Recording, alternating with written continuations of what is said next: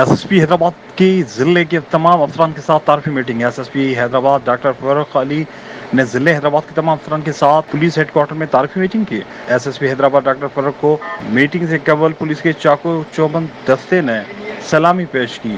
S S P Hyderabad doctor Farooq Ali نے meeting کے آغاز میں اپنا مختصر تعارف دیا، جس کے بعد تمام افسران سے ان کا تعارف کرایا گیا۔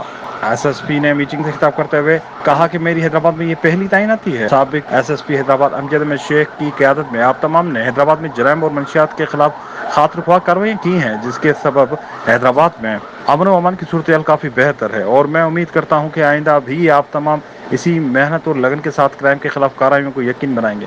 میری اہم ترجیحات میں شہریوں کا تحفظ اور منشیات کے خلاف جنگ ہے، اور میں امید کرتا ہوں کہ آپ تمام میرے ساتھ مل کر حیدرآباد میں امن و امان کی صورتحال کو برقرار رکھیں گے، کرائم اور منشیات کے خاتمے میں اپنا اہم کردار ادا کریں گے۔